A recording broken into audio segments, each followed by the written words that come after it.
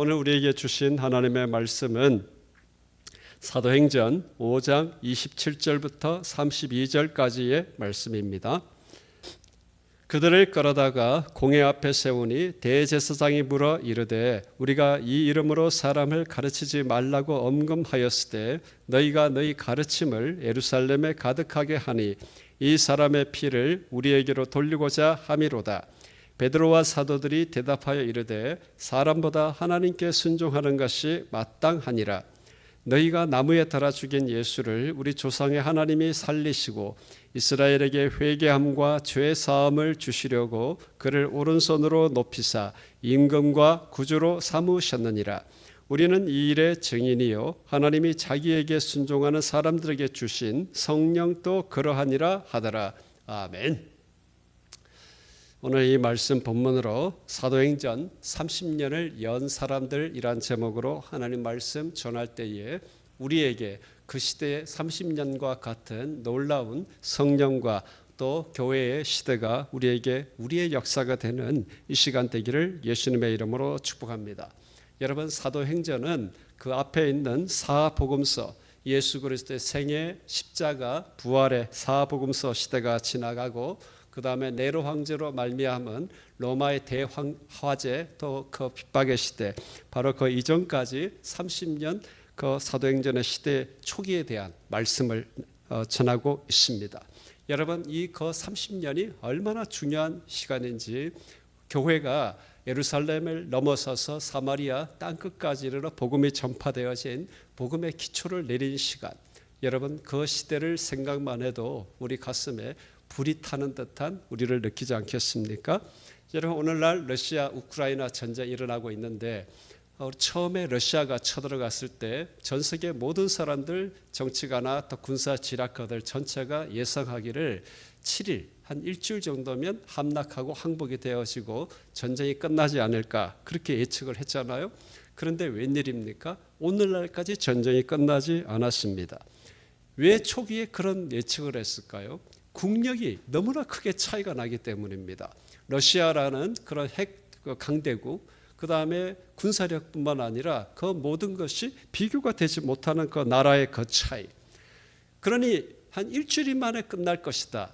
그런데 이런 나라의 국력 차이보다 더 비교도 못하는 차이가 있는 것이 예수님을 십자가에 못 박은 대제사장들, 또 그 유대 공동체 지도자들, 그 세력과 예수님의 십자가 부활 이후에 예수님의 그 말씀을 이어갈 그 사도들과 제자들의 그 세력, 이건 비교할 것도 없습니다. 뭐 게임이 돼야 말이죠. 근데 그 비교할 수 없는 그 차이를 뚫고 나오고 교회의 역사를 만든 시대가 바로 그 시대이지 않습니까? 여러분, 그렇기 때문에 12사도와 초대교회 그 공동체, 근데 가만히 생각하면 당시 예수님을 십자가에 못 박은 사내들인 공의회나 또 제사장들, 또 유대 종교 지도자들, 또 극단적인 유대 공동체 그 사람들, 도대체 왜 예수님의 제자들을 그냥 놔뒀을까요? 여러분, 이해가 되십니까? 아니, 이게 옛날에 그렇잖아. 조선시대 때에 반역이 일어나면, 반란이 일어나면 구족까지 막 멸해서 싹을 다 이게 잘라내지 않습니까?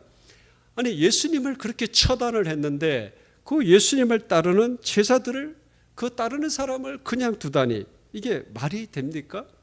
그들을 건드리면 도리어 민심이 이반되어지고 큰 일이 날 것 같기 때문에 그냥 그 우두머리인 예수님만 처단하고 한번 봐준 것일까요? 여러분, 그 내면을 들여다보면 당시 유대의 모든 지도자들이 그 예수님을 따르던 제자들, 그들을 얼마나 형편없고 또 일구에 고려할 가치도 없는 사람으로 여겼으면 그들을 그냥 그대로 버려뒀을까요? 그들이 인심이 좋아서 무슨 반란에 큰 뭐 이렇게 주동이 될 수 있는 가능성이 보이니까 민심을 생각해서 그냥 놔두고, 아니잖아요. 로마의 총독인 빌라도조차 십자가형에 찬성하고 판결을 내리도록 압박을 가할 만큼, 성경에는 굉장히 짧게 그 모든 것이 기록되어 있습니다만, 오늘날에 여러분 우리 정치 모든 걸 보아 보십시오. 세력과 세력이 대결하고 그 속에 언론이 드러나고 사람들이 알기까지에는 그 숨겨진 그 속에 비하인드 스토리는 얼마나 많이 있겠습니까? 그러니 로마의 총독조차 좌지우지하며 꼼짝 못하도록 그 십자가 판결을 내리도록 만들어가는 당시 그 유대 지도자들 그 눈에 제자들 또 사도리라 불려지는 사람들, 그들이 얼마나 하찮고 보잘것없으며 일고에 고려할 가치도 없는 그런 사람들이었겠습니까? 베드로는 그 확정적인 모습을 보여줬잖아요. 신문 당할 때 그 여종이 묻는데도 3번이나 예수님을 부인한 그 이야기. 여러분, 그 이야기 속에 그 예수님의 그 십자가 사형으로 말미암아 지금 예루살렘 안에 그 다른 것들이 있는지 눈에 불을 켜고 사람들이 찾고 파악하고 있지 않겠습니까? 정보전이잖아요. 그러니 베드로가 나 몰라 이렇게 했던 것이 여종과 베드로 둘만의 이야기겠습니까? 여러분, 분명히 성경에 기록되어 있지 않지만 상상력을 동원해 보십시오. 우리 여기에 문학의 대가가 한 분 계신데 상상을 해 보십시오. 그들은 분명히 보고를 받았을 것입니다. 보고를 받았는데도 불구하고 그냥 내버려뒀다라는 거예요. 내버려둬도 아무 상관이 없는 그런 존재였다라는 겁니다. 조금이라도 스승 되시는 예수님의 뒤를 이어서 뭔가 세력을 만들고 뭔가 대단한 일을 만들어낼 가능성이 보인다. 여러분, 결단코 그냥 아직 안 뒀을 겁니다. 여러분, 제가 얼마나 순해 보이는 사람입니까? 굉장히 착해 보이잖아요. 굉장히 연약해 보입니다. 우리 전사님들이 아직도 안 바꿨습니다 이러는데 기다려서 이러지 않고 막 쩔쩔매고 있는 저의 모습. 이런 저라 할지라도 그 시대에 그 모든 판결을 대항하며 뭔가 뒤에서 한 건수를 할 제자들, 그렇게 된다면 제가 그냥 놔두겠습니까? 반드시 먹고 먹히는 이 세력의 그런 다툼의 전쟁인데, 그런데 그럴 필요가 전혀 없다라는 것입니다. 그들이 제자들의 수준에 대하여 확증을 가진 또 하나의 사건이 있습니다. 가룟 유다, 은 30세겔에 예수님을 팔았다고 그랬잖아요. 여러분, 세겔이라는 단어를 현대 그램수하고 값어치하고 비교를 하면 여러분 한 세겔이 세 돈이라고 그래요. 제가 오늘 은값을 한번 찾아봤거든요. 금하고는 비교가 안 돼요. 보니까 한 돈에 한 4만 원씩 정도 하더라고요. 그러니 30세겔이면 한 90돈, 현재 값어치로 얘기하면 약 한 400만 원 정도밖에 안 됩니다. 그런데 성경 해석학자들 또는 여러 사람들은 일부가 다는 아니고 또 설교자들까지 당시 예수님 시대에 노예 한 사람의 값이라고 그렇게 자꾸 비유를 합니다만 아닙니다. 예전 구약 시대에 그런 30세겔 은 30이란 말이 자꾸 나오기 때문에 노예 한 사람 가치라고 얘기합니다만 여수님 시대 로마 시대에 그 노예 한 사람의 가치가 현대 돈 기준으로 400만 원밖에 안 되겠습니까? 그 모든 생사 여탈과 노동력과 이 모든 것을 제공하는 사람들입니다. 여러분, 이 비유보다 예수님에게 한 여인이 와서 그 모든 향유를 부은 그것이 300데나리온이라 그러잖아요. 품삯으로 비유를 하면 오늘날 약 한 3천만 원입니다. 유대 지도자들은 이 모든 걸 다 듣고 있었을 거예요. 머리에 부은 3천만 원에 해당되는 사람으로 사람들이 따르고 추종을 했는데 정작 예수님을 추종했던 핵심 중에 핵심인 제자의 한 사람은 전혀 보잘것없는 사람이라는 마음의 표시로 약 한 400만 원 정도로 팔아치운 그 스승과 제자 사이. 여러분, 이쯤 되면 당시 유대 지도자들이 예수님의 제자들을 어떤 수준으로 봤는지 여러분 이제 짐작이 되지 않겠습니까? 아무런 소양이 없습니다. 아무런 사회적 능력이 안 된다라는 것입니다. 네트워크가 네트워크를 만들어서 뭔가 집단 세력을 만들어낼 능력이 단 하나도 없는 사람, 굳이 이런 사람들을 죽여서 사람들에게 말거리를 낼 필요가 없는 사람들, 스승인 예수 그리스도 단 한 분만 처단하면 모든 것이 끝장이 날 사람들, 이것이 제자들을 향하여 가지고 있었던 당시 유대 지도자들과 사람들의 일반적 생각들입니다. 그런데 단 한 분, 제자들의 생각이 완전히 달랐던 분이 있습니다. 우리 예수님이십니다. 예수님께서 기도하시면서 제자들을 선택하셨고 공생의 기간 동안 말씀과 비유로 계속 가르치시고 기도하실 때나 또 중요한 사건이 있을 때 반드시 제자들 동행하시면서 산 교육으로 데리고 다니셨던 이 제자들입니다. 무엇보다 부활하신 이후에 함께 계시면서 마태복음 그 마지막 그 지상 대명령에 예수님이 말씀하시기를 너희는 가서 모든 민족으로 제자를 삼아, 이렇게 예수님이 제자들에게 말씀하셨습니다. 여러분, 이 작은 교회 담임 목사인 내가 나는 전 세계에 교회를 세우겠다 이러면 아마 우리 교인들부터 우리 목사님이 계속 어렵게 하더니만 이제 완전히 스스로 미쳤구나. 어떻게 하든지 목사의 그 마음의 수준을 공상과학 수준에서 끌어내려 가지고 현실적 수준을 만들어야 되겠다. 여러분 그렇게 생각하지 않겠어요? 여러분 뭐 전 열방까지도 상관없습니다. 내가 저 북한 저 땅 끝까지 가서 반드시 교회를 세우겠다 이러면 우리 목사님 말만 살아있다. 여러분 그러지 않겠어요? 나라의 정치, 경제, 군사를 보십시오. 어떻게 목사님 그게 이루어집니까? 말도 안 되는 이야기로 북한 선교한다고 현혹하지 마십시오. 아마 이렇게 말하는 모르는 사람도 분명히 있을 거예요. 여러분 제자들이, 당시의 지도자들이 전혀 고려할 필요도 없는 그들 대상으로 예수님은 말씀하시기를 모든 민족을 제자로 삼아라 말씀하신 거예요. 여러분이 가당치를 합니까? 여러분 그러니 여러분 담임 목사나 또는 우리 전사님들이 또 성도들에게 이런 하나님의 엄청난 비전을 이야기할 때 그 눈에 느껴지기를 이제 드디어 맛이 갔구나, 이런 눈이 느껴지면 여러분 주눅 들지 말고 예수님처럼 모든 민족이다 이렇게 선포하시기를 예수님의 이름으로 축복합니다. 할렐루야.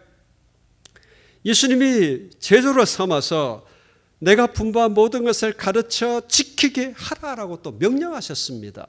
여러분 우리가 경험하는 것이 있잖아요. 여러분 사람을 가르친다고 됩니까? 가르치려고 폼 잡으면 그 사람은 이미 우리 머리에 와 앉아 있어요.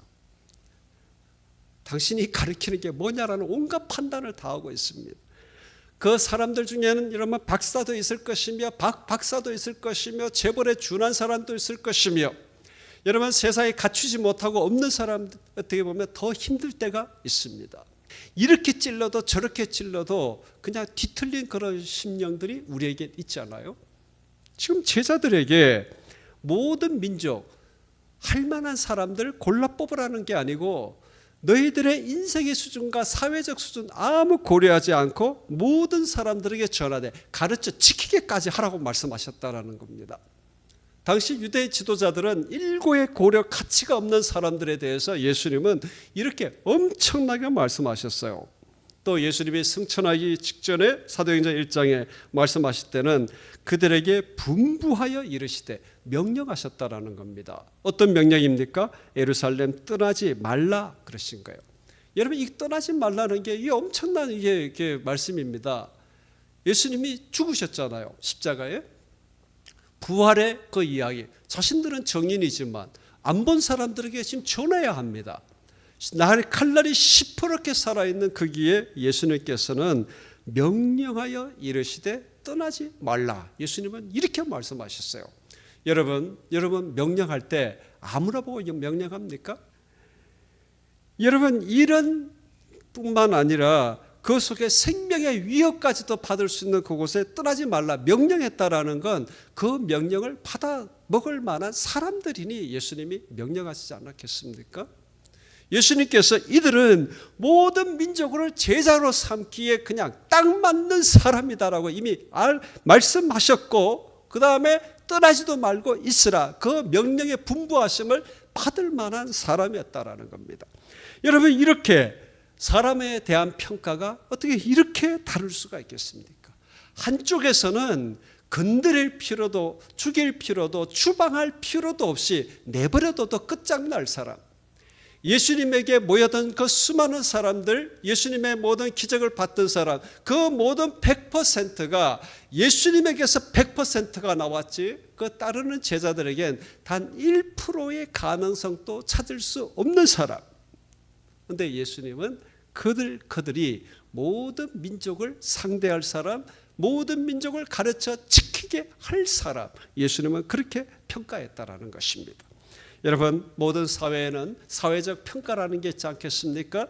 이 사회적 평가는 어느 날 한순간에 된 것이 아닙니다. 세월과 경험과 문화와 문명 속에 체득되어진 것입니다. 상식입니다. 오랫동안 경험되어진 것입니다. 여기에 조금의 이렇게 갭 상승, 위치 이동 이런 건 있을 수 있을 겁니다. 그런데 그렇게 일구의 가치가 없는 사람들을 모든 민족의 대상을 하는 위임으로 파송하시는 이 예수님의 이 차이, 여러분 이거는 사회적 상식, 문화, 문명 이 모든 것이 다 초월된 것입니다. 할렐루야.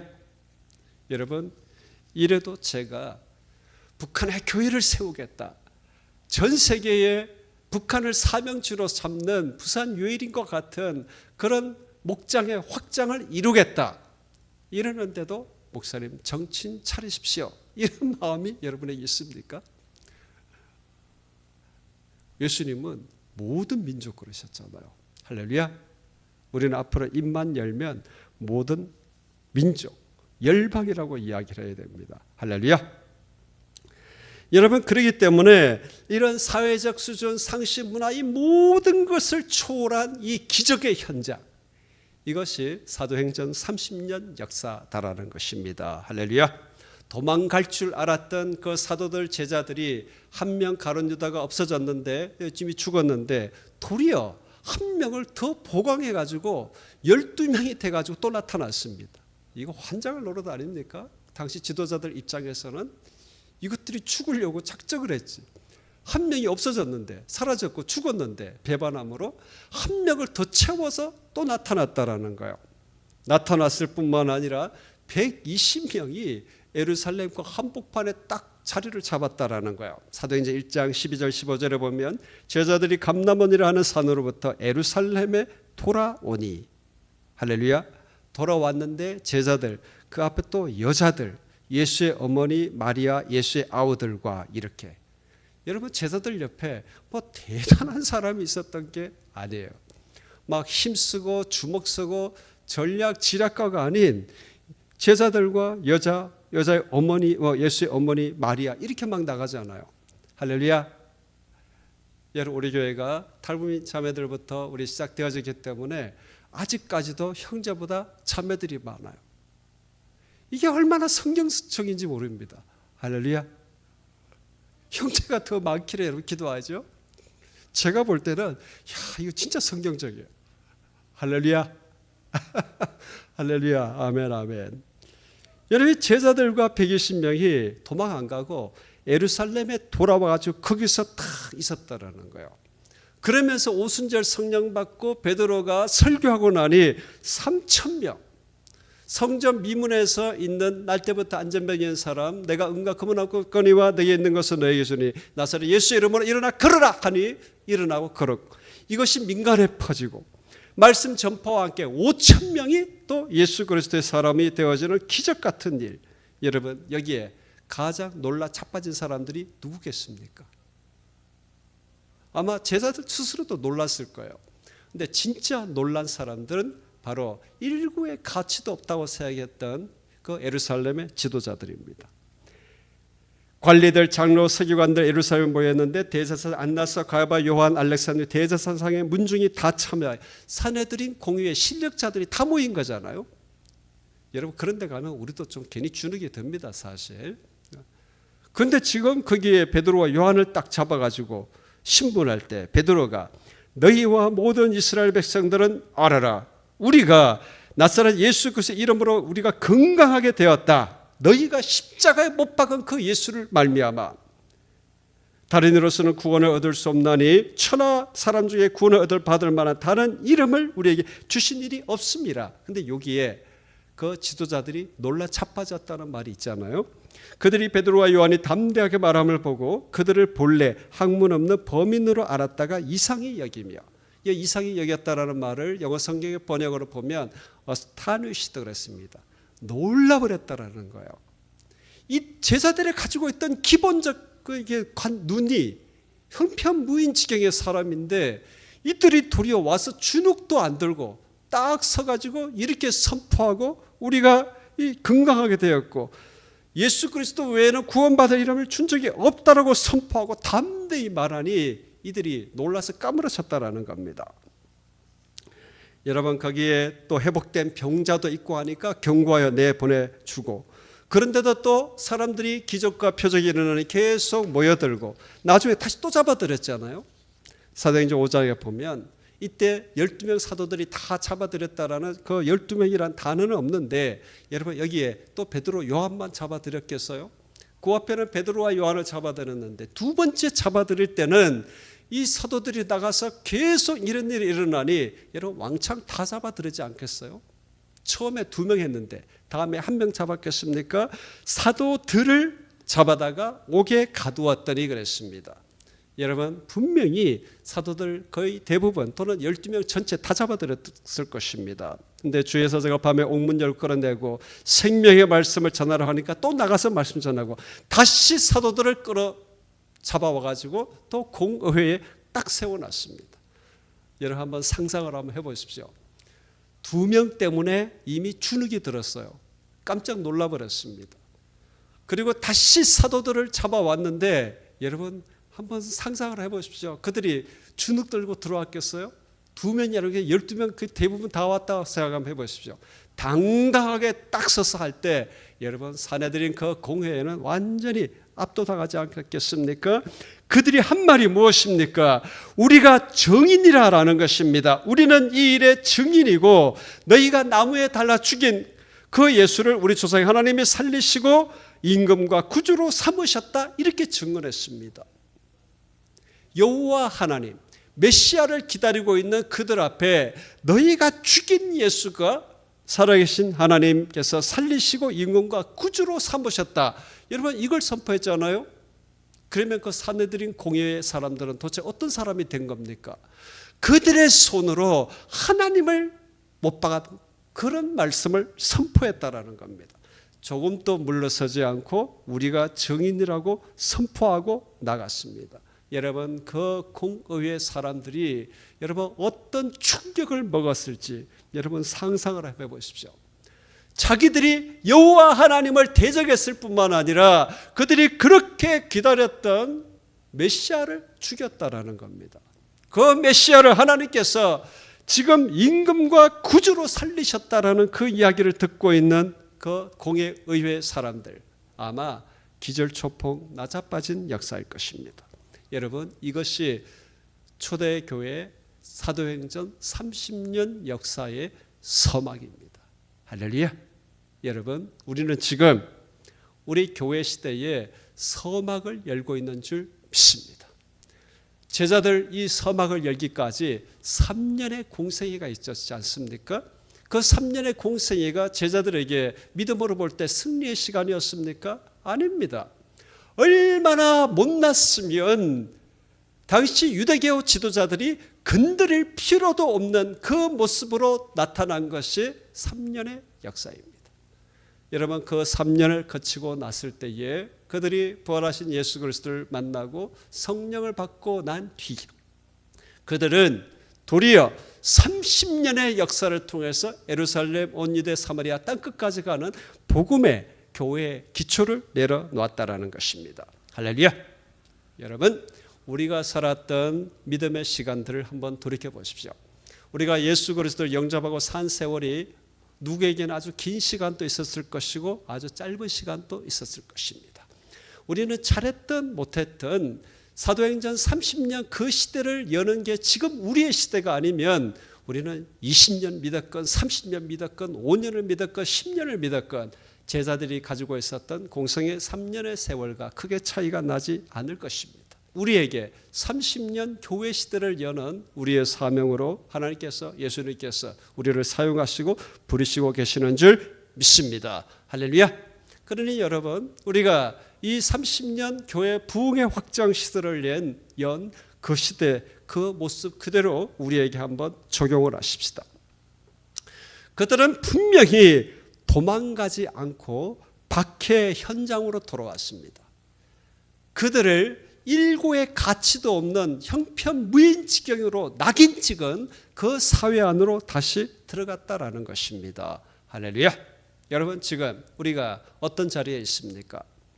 우리의 능력이 드러나고 우리의 능력을 알아주고 검증되어지고 이 사람은 세우기만 하면 놀라운 일이 벌어질 그런 환경 속에 우리 스스로가 있습니까? 아니면 도리어 우리가 우리를 생각할 때에도 내가 나를 생각해도 아무것도 이룰 수 없는 그런 척박한 상황 속에 내가 지금 있다라고 생각하십니까? 여러분, 제자들은 도리어 그 자리 찾아갔습니다. 할렐루야. 우리가 우리의 마음 내키는 대로 어쩔 수 없이 여기에 있는 것이 아니라 우리 주께서 우리로 하여금 우리의 인생 그 소중한 한 시대 속에 우리로 하여금 놀라운 이 30년의 세월을 시작할 수 있는 가장 합당한 환경과 지경에 우리를 두신 줄 믿습니다. 할렐루야. 여러분, 우리 교회가 남한 사람, 우리 북에 고향을 둔 사람, 이제 다문화까지 이렇게 있는데 여러분 다 하나도 쉽지 않습니다.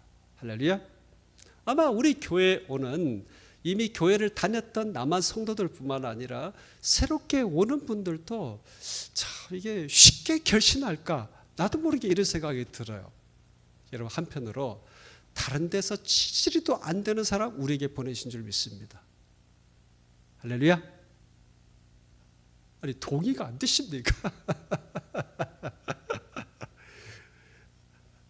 다른 데 다 다녀봤는데 그래도 안 되니까 우리에게 보내셨다. 할렐루야.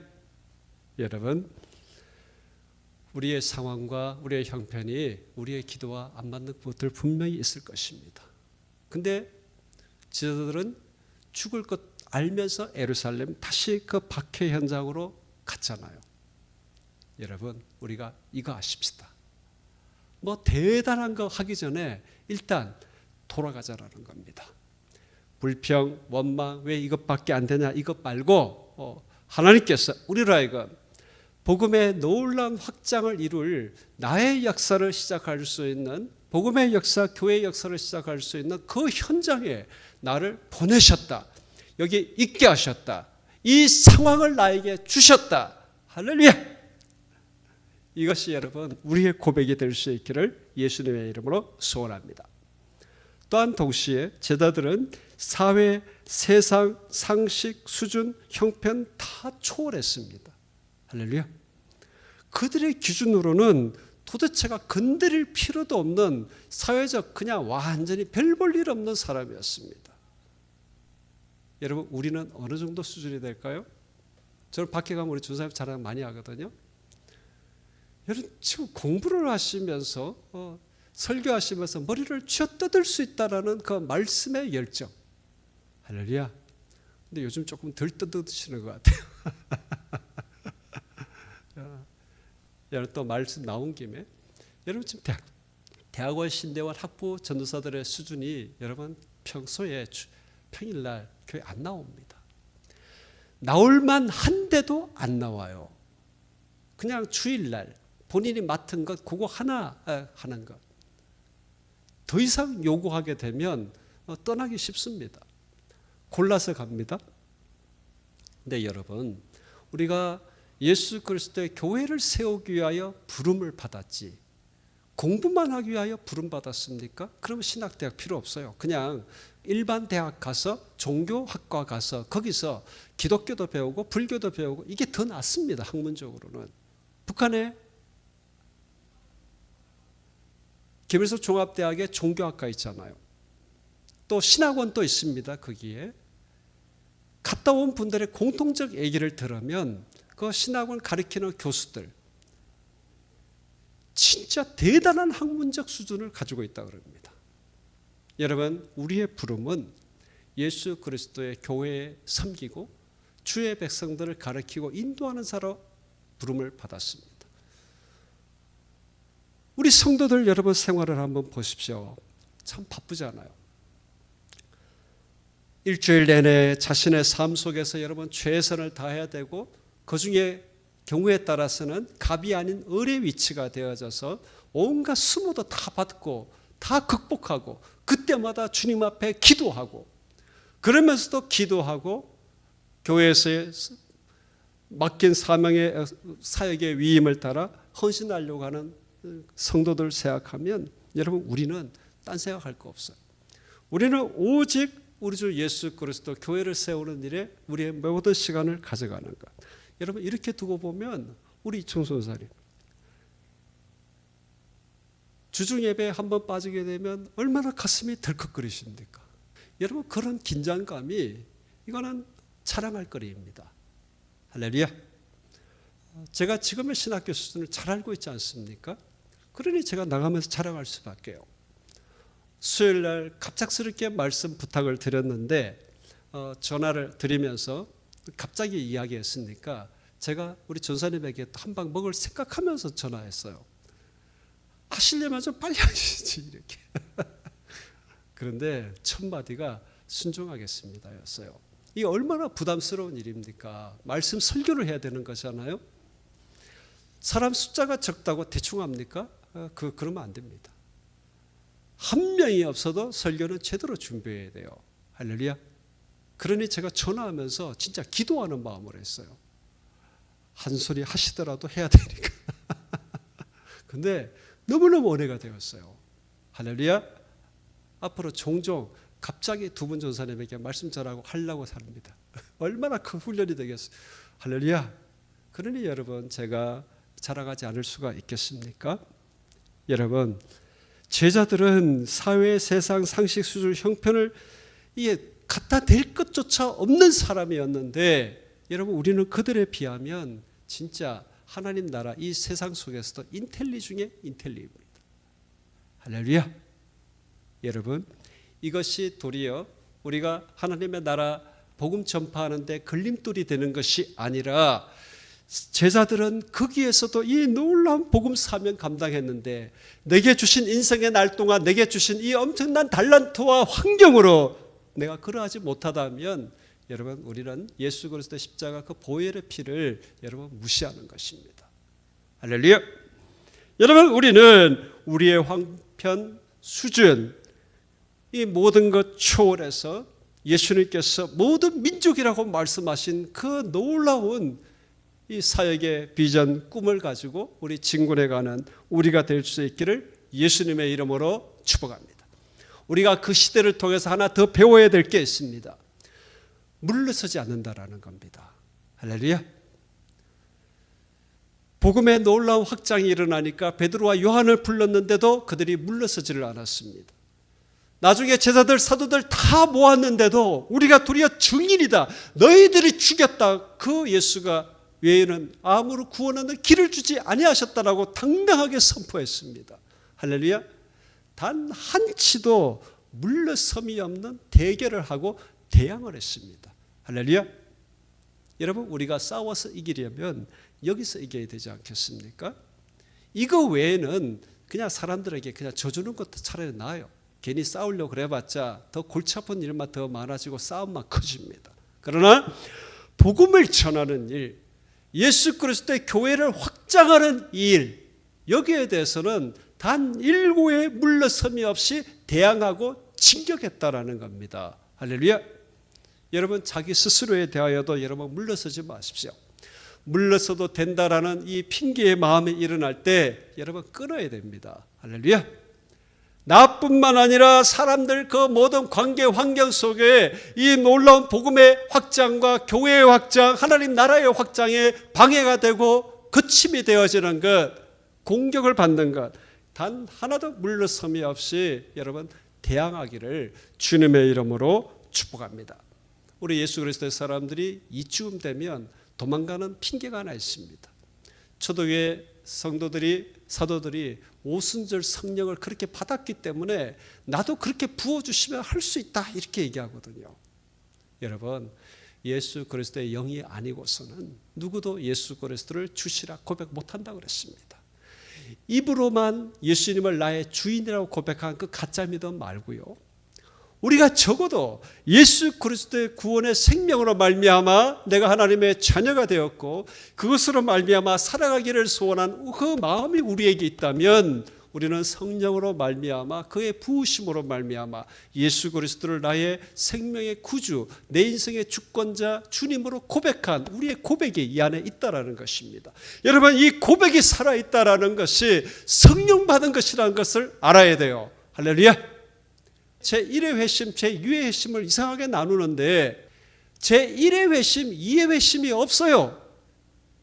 1의 회심은 예수 그리스도를 대충 그냥 믿음으로 그냥 영접하고 아직 예수님이 주님도 안 되시고 예수 그리스도를 믿는 믿음으로 살지도 못하는 시작 단계.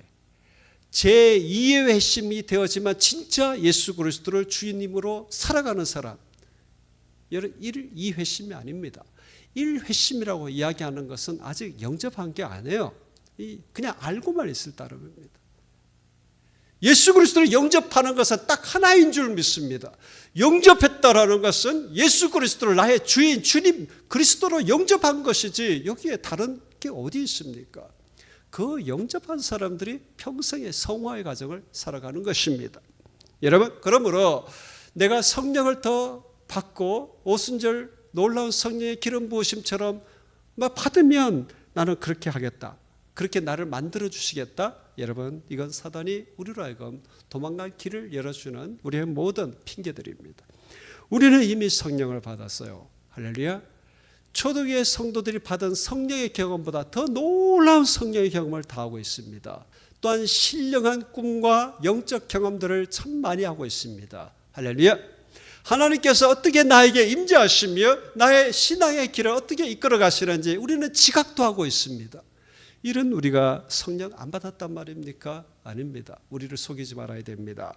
우리는 이미 성령을 받은 사람들입니다. 초대교회 성도들과 똑같이 성령 받은 사람들이라는 겁니다. 그러므로 우리는 우리에게 있게 하신 복음의 모든 순환의 현장, 교회의 순환의 현장 그 속에 있는 것이 도리어 우리의 일일 뿐만 아니라 그 속에 세상의 모든 가져다 주는 환경의 모든 제약에서 초월함으로 예수님께서 민족에 대한 말씀하신 그 기적의 사람들, 이 길을 걸어가며 단 하나의 타협도 물러섬이 없이 대항해 가는 사람들. 여러분, 우리는 이런 믿음의 30년을 시작할 수 있는 우리가 될 수 있기를 예수님의 이름으로 축복합니다. 할렐루야. 초대교회 30년은 여러분 그냥 30년이 아니라 전 지구적 복음 전파의 토대를 내린 시대입니다. 여러분, 우리 유해린교회 앞으로의 30년 시대, 좀 더 짧게는 3년 시대 안에 여러분 우리는 우리의 지경을 돌파해가는 우리가 되어질 수 있기를 주님의 이름으로 축복합니다. 3년 기적의 역사가 일어난 교회, 여러분 이게 우리가 살맛나는 우리의 인생 아니겠어요? 우리가 가장 기쁜 줄 믿습니다. 교회의 30년 복음 전파 확장의 시대를 열어갈 때에 우리에게 가장 그 기쁨과 행복으로 충만한 우리가 될 줄 믿습니다. 우리 시간 같이 한번 기도하십시다. 주님, 우리는 이미 성령 받은 사람들입니다. 우리는 세상이 형편없다고 손가락질하며 또한 자기 스스로에 대하여도 우리의 마음에 안 드는 과거와 이 모든 것들을 다 가지고 있습니다. 그러나 우리보다도 더 형편없던 그들이 복음의 박해 그 현장으로 다시 돌아가서 예수님의 말씀하신 그 지상 대명령을 이루며 단호하게 물러서지 아니하고 대결하며 달려갔습니다. 우리 하나님 앞에 주님, 이런 내가 되게 해 주옵소서. 우리 같이 한번 간절히 우리 하나님께 한번 기도하겠습니다. 주 나의 하나님 주님 감사합니다. 우리가 이 시간 하나님 초대 교회에 이루어진 30년 역사에 소망을 나누게 하심을 주님 감사합니다. 그 서막의 처음에는 당시 유대계 지도자들과 사람들이 건드릴 필요도 없는 사람, 예수님의 그 놀라운 하나님 나라 전파 이야기에 단 1%의 기여도 없었던 사람들, 그래서 그냥 내버려뒀던 사람들. 그러나 그들이 하나님 전 하나님이여 지구적 복음 전파에 기초를 내렸던 것이 30년 사도행전의 역사입니다. 그 초기의 역사에 하나님 사도들이 있었으며 제자들이 있었습니다. 주 나의 하나님, 그들이 하나님이여 성령 받고 오직 예수 그리스도께서 말씀하신 그 복음을 전파하는 일에 단 하나도 물러서짐 없이 끝없이 하나님이여 진군하며 하나님의 나라를 전파하며 복음을 전파하며 교회의 확장을 이루어가십니다. 주여 하나님, 우리가 살아야 할, 가야 할 방향을 우리는 선명하게 하여 주옵소서. 내가 지금 무엇을 하고 있는지, 내가 지금 무엇을 위하여 집중하고 있는 것인지, 주여 하나님, 우리로 하여금 초도의 30년 역사를 우리의 인생 속에 재현할 수 있도록 주님 인도하여 주옵소서. 그 초기의 역사가 우리의 역사가 될 수 있도록 주님 인도하여 주옵소서.